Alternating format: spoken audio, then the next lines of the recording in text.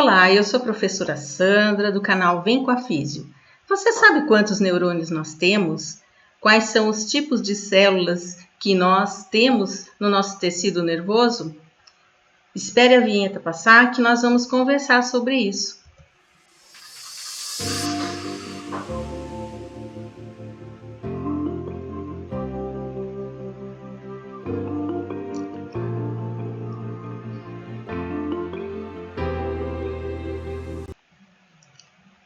Muito bem, essa aula é uma breve introdução sobre o tecido nervoso e a função do sistema nervoso. É só para te dar uma base para como iniciar os seus estudos nessa área, ok? E o primeiro item importante dessa aula é saber o que é o tecido nervoso. O tecido nervoso é composto de células especializadas. É uma verdadeira rede interligada, fazendo comunicação com o nosso corpo inteiro. E o importante dessa rede é que ela tem uma comunicação muito rápida, devido à especialização das células nervosas. E quais são os principais componentes celulares do sistema nervoso? Bom, nós já conhecemos alguns, os neurônios, que são células especializadas em transmitir sinais nervosos. Elas tanto recebem quanto emitem sinais nervosos. Há outros tipos celulares também, que são aneuróglias, são células com funções diversas. Células de sustentação, de revestimento, elas também modulam toda a atividade neural do sistema nervoso e fazem também defesa e nutrição dos neurônios, são extremamente importantes. Se a gente for comparar, por exemplo, com a internet, a rede de neurônios seria a própria internet e a neuróglia seriam os provedores. Então, assim, a neuróglia dá sustentação e permite o funcionamento normal do nosso sistema nervoso. Aqui, nesse esquema, nós vemos um típico neurônio, onde nós temos algumas partes desse neurônio, para a gente entender bem todo o mecanismo de funcionamento do sistema nervoso. Nessa região mais vermelha aqui, fica o corpo do neurônio, então corpo celular. Nele também estão abrigados os dendritos, que são filamentos que fazem conexão com outros neurônios. Na região que termina o corpo, começa o axônio, um prolongamento que dentro dos neurônios são de diversos tamanhos. E no final desse axônio existem pequenos botões que nós chamamos de botões pré-sinápticos. Em volta do axônio existe uma camada, que é aqui representada em verde, muito importante para a transmissão dos sinais nervosos, que é a bainha de mielina. Essa bainha envolve todo o axônio de um neurônio, porém ela tem intervalos intercalados ao longo de todo o axônio, que são os nós de Ranvier. Logo mais à frente nós vamos explicar porque ele é importante. Então esse esqueminha te dá a noção de um neurônio típico, porém existem vários formatos com funções diferentes. Nesse desenho nós vemos a parte interna do corpo de um neurônio, com todos os componentes celulares normais. O núcleo, mitocôndrias, ribossomos, etc. Então, o neurônio é uma célula especializada do sistema nervoso. Nesse slide, nós podemos ver lâminas com colorações específicas para visualização de neurônios em microscópios. Desse lado aqui, nessa coloração, nós vemos um neurônio típico do nosso córtex motor, que é um neurônio piramidal, com um longo axônio. Esse tipo de neurônio, ele sai lá do seu cérebro e vai até a medula espinhal. Nessa outra coloração, também nós vemos aqui bem delimitado até o núcleo desse neurônio, ok? Tipos de neurônios. De modo geral, nós temos neurônios multipolar, bipolar e pseudonipolar. são os prolongamentos que definem esses tipos de neurônios e eles estão presentes em algumas estruturas do nosso corpo. Por exemplo, nesse outro esqueminha aqui, nós vemos um tipo pseudo-unipolar, cujo corpo, ou soma, né? Soma é a mesma coisa que corpo, emite um prolongamento curto para os dois lados da célula. Eles estão bastante presentes nos nossos gânglios neurais, ok? Nos gânglios nervosos. Ao lado da nossa coluna vertebral existem vários gânglios e dentro deles existem neurônios deste tipo. Os neurônios do tipo bipolar, eles têm 2 axônios e eles estão muito presentes nos nossos olhos, na retina. Para você enxergar as cores, é necessário esse tipo celular para distinguir toda a luz que vem e aí dentro do córtex visual essa informação vai ser decodificada em cores. E também os multipolares, que são a maioria do sistema nervoso central, cujo corpo tem um longo axônio e vários dendritos. Quanto à função, então, nós temos neurônios aferentes ou sensitivos, que estão na grande parte nos nossos gânglios nervosos ou viscerais, que eles recebem a informação vinda de todo o nosso corpo. E os neurônios eferentes ou motores, que fazem conexão com músculos, por exemplo, para movimento ou para vísceras, para poder fazer toda a sua função visceral. E existem também os neurônios de associação. São pequenos neurônios que são chamados de interneurônios, que ligam estes outros tipos para fazer uma regulação de todo o funcionamento do sistema nervoso. Eles são importantíssimos, esses neurônios. Ora, eles estão estimulando mais um neurônio à sua frente, ora, eles estão inibindo esses neurônios. A grande maioria é do tipo inibitório, ok?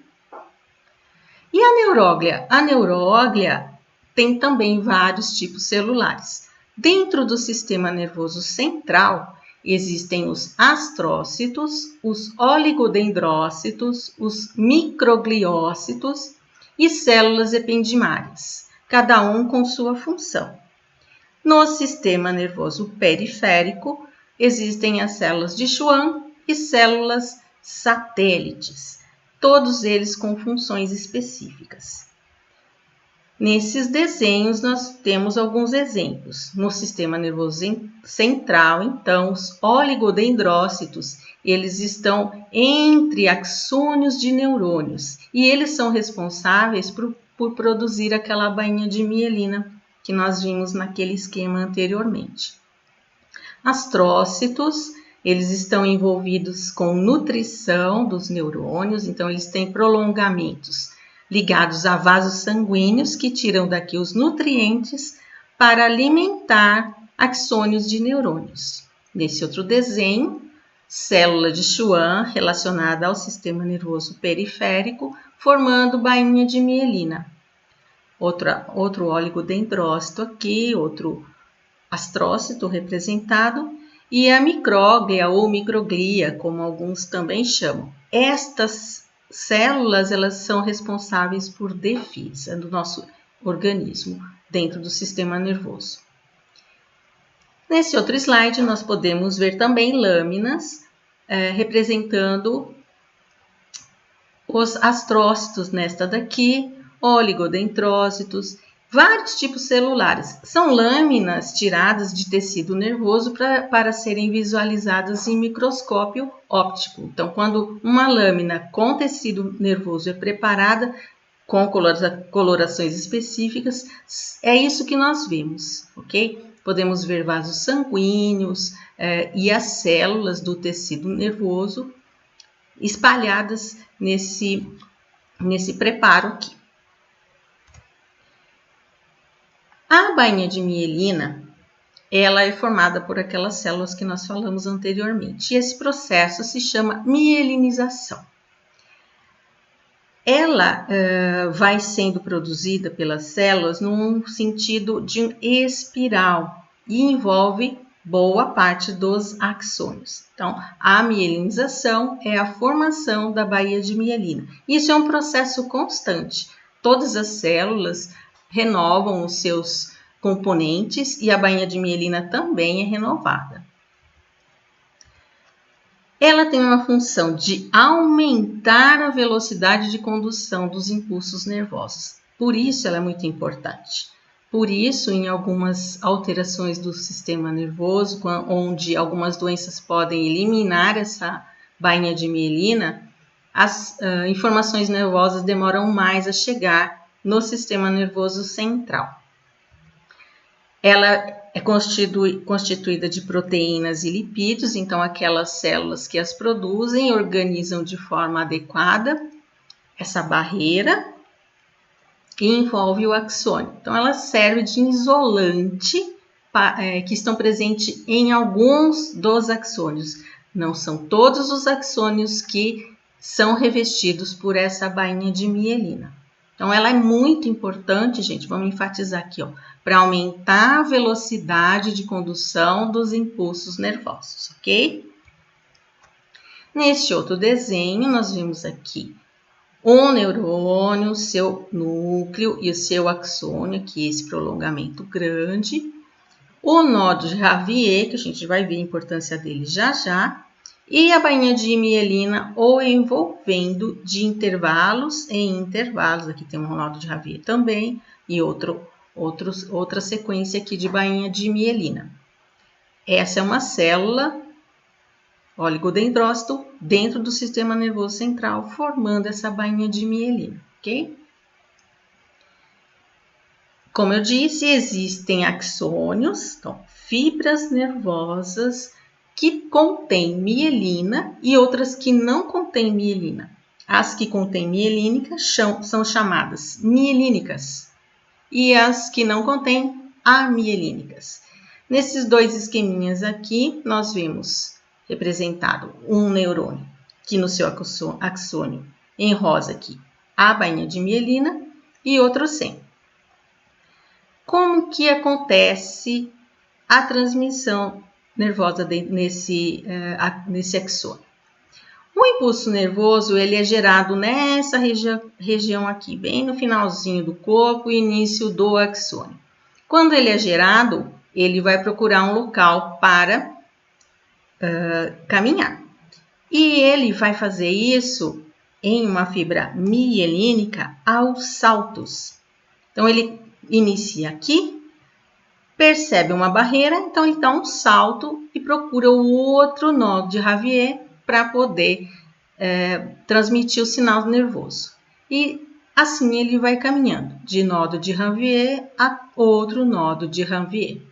Ok? Então, isso acelera o processo da transmissão sináptica. Em comparação, que não tem bainha de mielina, esse sinal vai demorar muito mais para chegar aqui no final do axônio e fazer a sua função de transmitir a mensagem desse neurônio para um próximo. O sistema nervoso também é dividido em substâncias. Isso é um dado bastante importante. Vocês já ouviram falar daquela história de massa cinzenta, ok? Então, massa cinzenta vem disso daqui, ó, substância cinzenta. Então, nós temos substância cinzenta e substância branca. A cinzenta é constituída de corpos de neurônios. Então, todos os corpos de neurônios organizados em grande volume formam a substância cinzenta. E os axônios desses mesmos neurônios formam a substância branca. A bainha de mielina dá essa coloração branca para os neurônios. No encéfalo, a substância cinzenta é mais periférica e a substância branca é mais central. Na medula e no tronco encefálico, a substância cinzenta é mais central e a branca é mais periférica. Nesse desenho, nós vemos um corte de um cérebro, onde nós podemos identificar bem aqui, ó, a casquinha, que nós chamamos de córtex, esse nome vem de casca, onde está a substância cinzenta. Então, nessas regiões aqui, estão os corpos dos neurônios. E na região mais central do cérebro, existem os axônios dos neurônios saindo desses corpos, formando a substância branca. No cerebelo também. O córtex do cerebelo também é formado, em sua grande parte, por substância cinzenta e a parte central por substância branca. Já na medula, nesse desenho, a gente vê o inverso. Na região central da nossa medula espinhal, existem corpos de neurônios, todos distribuídos aqui conforme funções. Então, é mais a substância cinzenta. E na região periférica, prolongamentos de axônios, vários feixes de axônios, formando a substância branca, ok? E os nervos? O que são os nervos? Os nervos são conjuntos de axônios. Então, várias fibras nervosas se unem para formar os nervos. E eles são divididos em motores, sensitivos ou mistos. Então, o nome já diz, né? Os motores, eles vão conduzir sinais motores de movimento. Os sensitivos conduzem sinais sensitivos, então eles captam sensibilidade auditiva, de tato, audição, paladar, a visão, etc. Várias sensibilidades. E os mistos fazem as duas coisas ao mesmo tempo. Tanto captam sinais de sensibilidade, quanto emitem sinais motores. Os nervos mistos, eles são formados, né, como já disse, por feixes de fibras nervosas motoras e sensitivas. E como eles são formados? Então, se unem fibras de axônios motores e sensitivos. Um exemplo, né, em todos os segmentos da nossa medula espinhal são formados de nervos mistos. Numa parte posterior, raízes sensitivas se unem com raízes anteriores motoras para formar um nervo espinhal, que são aos pares, são 31 pares de nervos espinhais que nós temos no ser humano. Aqui nesse outro desenho, um esqueminha também, a medula dentro do osso, dentro de uma vértebra. Na medula nós podemos ver substância cinzenta, substância branca. Da substância branca saem os prolongamentos dos axônios, então, sensitivo posteriormente, motores na parte anterior da medula, vão se unir essas fibras, formando um nervo espinhal que depois vai sair pela vértebra, né? por forames, né, que nós chamamos, são estruturas, são aberturas específicas entre uma vértebra e outra, ok? Então, quando os nervos são formados, aqui é um exemplo dos nervos espinhais, saindo de todos os segmentos medulares, depois eles vão se ramificando, formando plexos, vão ser distribuídos por todo o nosso corpo, ok? O maior nervo que nós temos é esse aqui, ó, o esquiático, que é formado por várias raízes, tá bem?